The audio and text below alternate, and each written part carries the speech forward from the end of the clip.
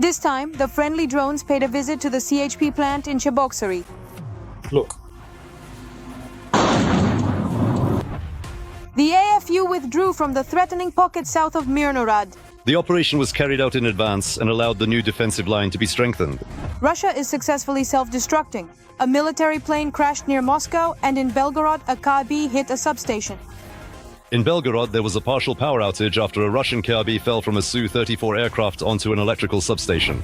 The Kadyrov family has received new awards, and real Chechens are inviting the head of Chechnya to a fan meeting. But will he come? Kadyrov, you wanted a location, didn't you? Here's our location. You wanted to look us in the eyes. Well, we're here. Come on, come over. Solovyov has been removed from his position as propagandist and sent to the front. Supposedly to Volchansk. It's impossible to geolocate Vladimir Solovyov because the media claim he's there, but in the published video it suggested that's not quite the case. The madmen of all Russia now dream of the borders of 1945. It's impossible to be a patriot if you don't recognize Kiev and Vilnius as part of your motherland. Now more details about this and more. Hello, you're on the Ukraine Today YouTube channel. In the studio with you is Volodymyr Rubchyn. Subscribe to our channel and like this video. It's easy and simple for you, and it's nice for us. YouTube's algorithms like it and it helps promote the content. Thank you. And now let's move on to our topics. On the deep state map, Mirnorad is now completely surrounded by the so-called gray zone. The situation remains extremely difficult in Pokrovsk as well. We'll tell and show you more details about what's happening on the front line in our military review. Watch. A nighttime drone raid in Cheboksary. According to Russian reports, the local thermal power plant was damaged. Another piece of good news from Ukrainian defenders. On December 5th, SBU drones struck a liquefied gas terminal in the Russian port of Temryuk. As a result of the attack, more than 20 out of 30 storage tanks burned down. In addition, railroad tank cars were destroyed. Life is anything but boring for the residents of Kursk region. People whose homes were destroyed and looted by Putin's army took to the streets in protest after payments compensating displaced persons for rental housing were cancelled. Fighters of Free Ichkeria, who are fighting on Ukraine's side, have challenged Ramzan Kadyrov to a meeting. Whether Kadyrov will come to meet with his fellow citizens is unclear. We urge you, name the place. Come on, give us the location. Come on. Meanwhile, as Ramzan searches for his path, the situation on the Russian-Ukrainian war front remains difficult. The situation in the Pokrovsk-Mirnorad direction truly remains one of the most difficult on the front. Obviously, in terms of the intensity of combat operations, this is the most difficult area for our troops, and this hasn't been reported for several days now. As of today, we have managed to straighten the front line to leave those gray zones that existed in the area of, for example, Sukhy Yar and Lysivka, because there were corresponding threats there. We managed to preserve our personnel and, as I already mentioned, withdraw them from these dangerous areas, and today we continue the defensive operation both in the Pokrovsk area and directly in Mirnorad. The Ukrainian armed forces are holding back the enemy in the Kupiansk and Huliaipol directions. All locations are important today, primarily because these are key settlements for our logistics. Including the Huliaipol direction, this gives the enemy the opportunity to focus on fire strikes and fire control over our logistics on the Zaporizhzhia front, over at least several locations accordingly. That is why the enemy is currently attempting such active combat operations, trying to carry out full-scale offensive actions. However, so far, our defense forces have managed to stop the enemy here. It has been possible, let's put it this way, to create a new line of defense, making use of the terrain and also stopping the enemy's attempts to infiltrate the settlement itself as much as possible today. In the Lyman direction, the enemy has begun to use heavy armored vehicles. In the Alexandrovsk direction, 2 Ukrainian defenders from the 67th Brigade captured 6 occupiers. Another prisoner from the Dobropolsky direction was taken by our fighters from the 82nd Brigade. In the video is Andrei Kudyakov, who signed a contract with the occupying army because of debts, something he now regrets. I'm deeply disappointed in the armed forces of the Russian Federation. What is stated in the contract does not match what is actually written. Putin plans to replenish the ranks of the occupying army, or more precisely, to cover losses with new blood. That is why he signed a decree for another round of reservist call-ups, which will take place in Russia as early as 2026. Military expert Ivan Stupak is joining our broadcast. Ivan, glad to have you here. Hello. Thank you for the invitation. Thank you for agreeing to join us. If you don't mind, I'd like to start with the strikes on Cheboksary. Specifically, according to the information coming in, it appears that the thermal power plant was hit there. Now, a reasonable question arises. Is it because they can reach Cheboksary and hit the thermal power plant there? So that's why such strikes are being carried out, meaning Ukrainian forces, but they can't reach Moscow? Or are Moscow, let's say, and St. Petersburg other big cities that would probably have a greater impact on decision-making in the Kremlin being left for later? From your professional point of view, what is happening? Why, for example, is Moscow still not in a blackout? Let me explain. I have a clear understanding and knowledge directly from a primary source who says this. Unfortunately, Moscow is very well protected. Well, many of your fellow journalists have conducted investigations, some more thoroughly, some less, on the number of air defense systems deployed around Moscow, in the Moscow region, and on the approaches to the city. And every time such a study is carried out, the number of sites increases. There's the third air defense ring, the second ring, and the first one, which is closest to the Kremlin, not to mention Valdai. In other words, there is a concentration of several dozen air defense systems. If I'm not mistaken, the last count found more than 30 air defense system sites of various ranges: S-300, S-400, Buk, Tor, Panzer, and mobile fire groups. So the concentration is extremely high. And as people in uniform say, they say, we are well aware that it's possible to break through this system, but it's very difficult and comes at a high cost. And from time to time, they say we test different combinations. It's not like this is our number one goal, the main task, to break through. We do break through. We try.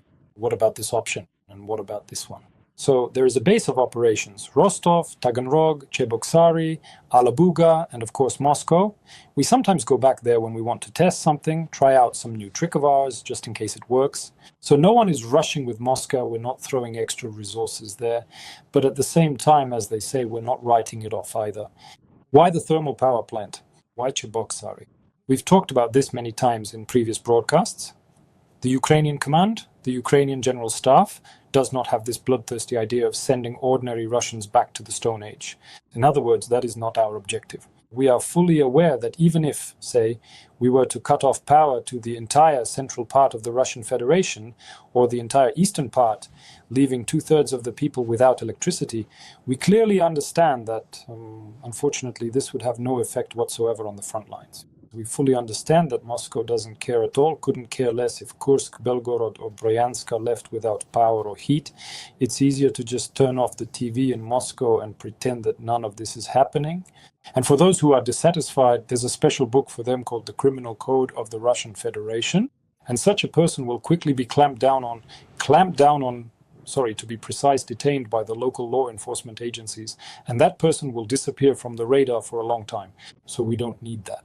What matters to us is cutting off power to major industrial enterprises that are working for the front.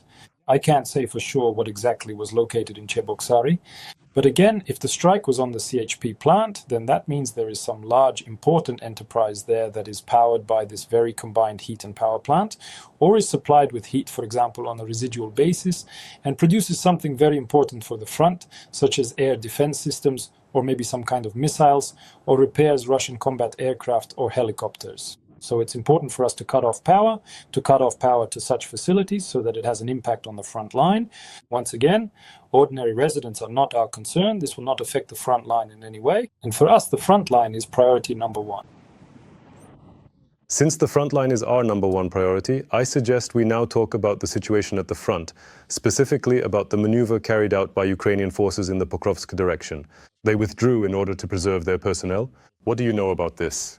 Please tell us, to what extent does this improve the situation in terms of preserving personnel, and how does it affect, for example, the enemy's ability to advance? Let's put it this way.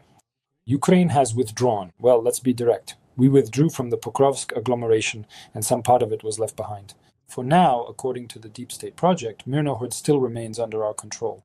But again, that same Deep State shows it as being encircled, at least in a gray zone. The ring has closed in. How many of our soldiers remain there, or if any are still left at all, we don't know. Honestly, we won't manipulate or abuse this information. But once again, we were forced to withdraw after, attention, 25 months of continuous offensive operations by the Russian Federation. For 25 months, the Russian Federation has been advancing non-stop on all fronts, and yet the city of Pokrovsk, the entire agglomeration, has been holding out for about the last 14 months. So 25 months of the entire offensive operation after the Ukrainian counteroffensive ended the way it did. And for 14 months, this has been the direct defense of Pokrovsk. For a town like this, that's an incredibly long period of time. I'm ready to make the case to your audience right now, so there are no doubts. Let's once again go over the disposition.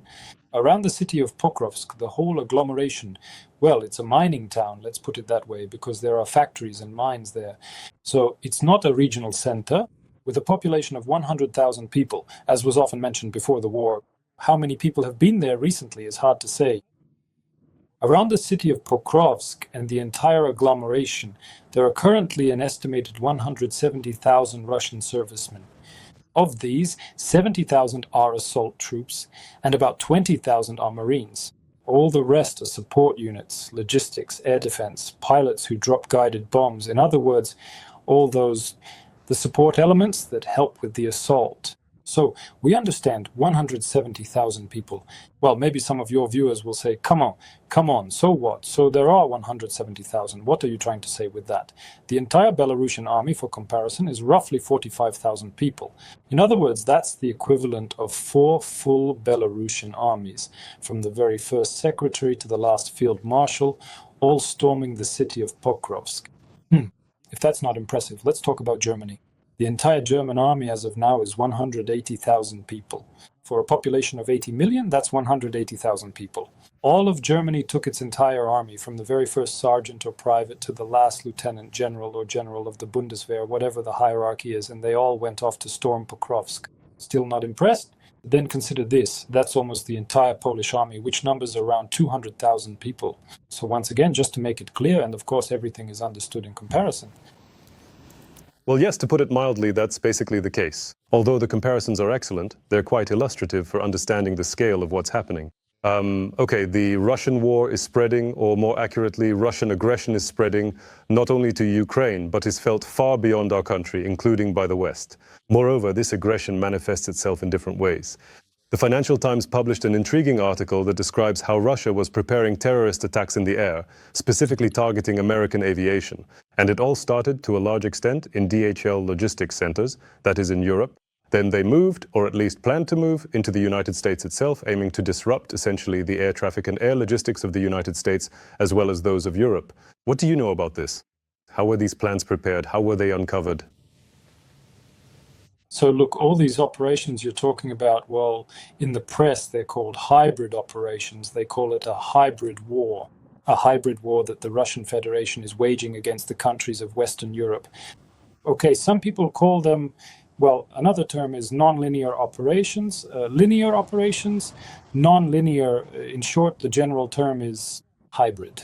Okay, something like that. But I'll tell you more. I don't remember the last time we spoke, but in any case, I think it's necessary to remind you. Mr. Gerasimov, the head of the Russian General Staff, who was previously quoted by the Ukrainian Commander-in-Chief Valery Zaluzhny as, well, acknowledging his authority in the field of military science. And I'll tell your audience that military science is also a major field of science. It's not just about moving little tanks on a big map, putting planes here, saying, we'll fly here, shoot there, bomb over there, and capture everything. Military science is actually very complex. There are a large number of higher educational institutions.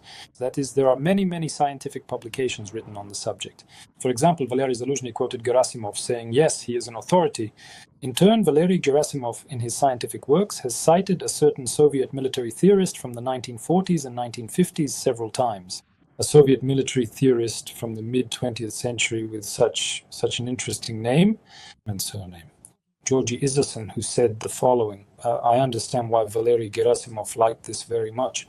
Wars are not declared, wars are started. Everything we are now seeing against the countries of Western Europe is a war.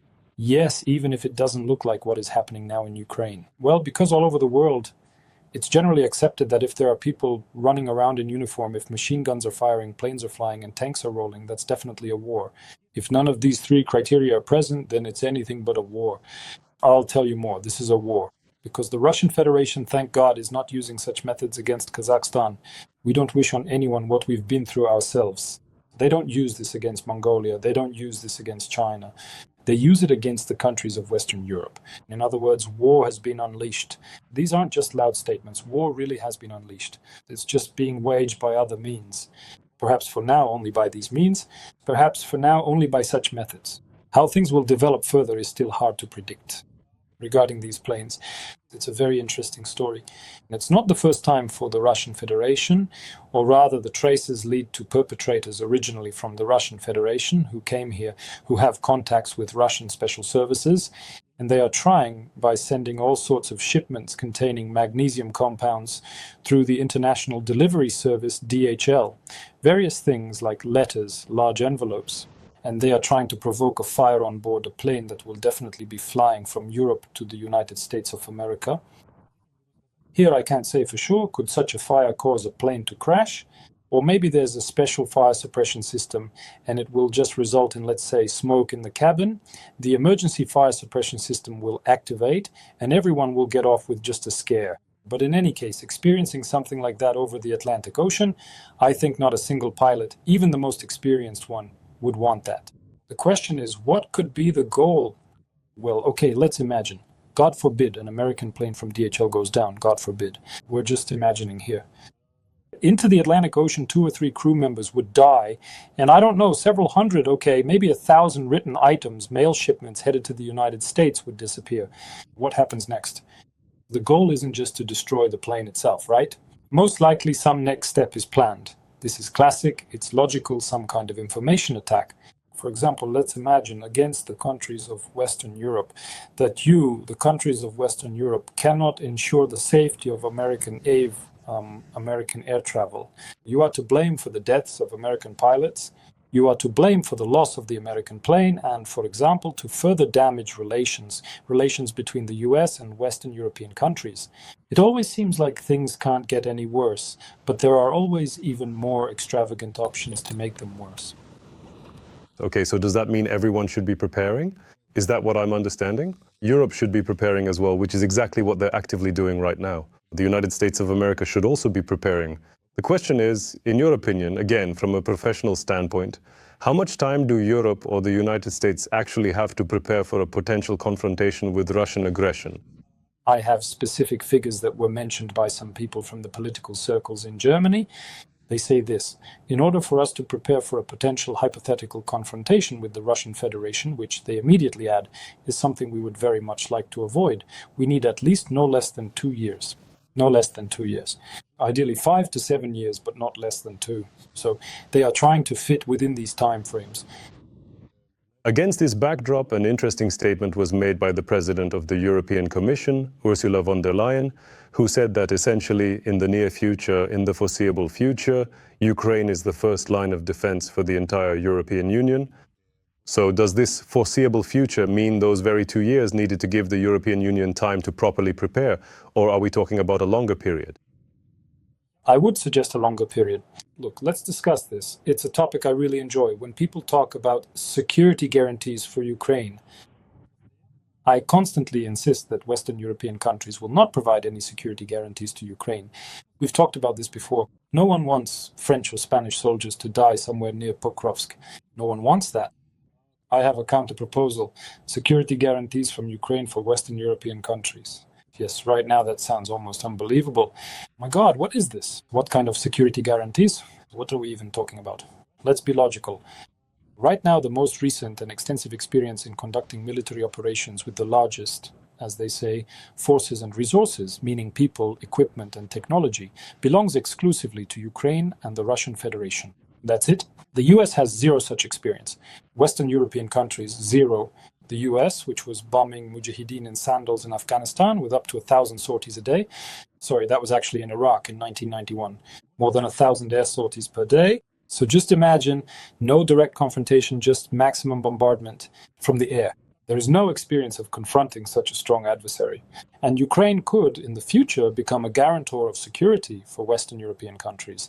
After all, money is the simplest and cheapest thing our allies can provide to protect their interests, to protect their security. If, for example, after the war, the size of the Ukrainian army is maintained, I'm not going to state any specific numbers, what we need or what Western Europe might need in general, whether it's 600,000, 650 or 700,000. But if, for example, Western Europe decides to support the Ukrainian army for 5 to 7 years at a size that would guarantee security in case of any aggression from the Russian Federation, then it could be maintained at the level of say the Polish army, where a private earns about 1,100 euros, a sergeant I think 1,300 and an officer 1,500. That is, for Ukraine, I think this would be a significant amount. It's a good figure, a solid amount to support the Ukrainian army. But at the same time, it's not such a huge number for all the countries of Western Europe combined, and it doesn't put a burden, for example, on the social sector. You don't have to start restructuring your economy for war. We've already done that. Help us maintain this support in the same way, and your security will be just as well guaranteed by the Ukrainian army. That sounds perfectly logical. The main thing is that this is heard in Europe as well. Okay, we'll surely return to discussing this topic again. For now, thank you very much for joining us. Ivan Stupak, military expert, joined our broadcast. Every voice matters. Join our community, support independent journalism and help us bring you the truth from Ukraine. Become a member of Ukraine Today. Join us now.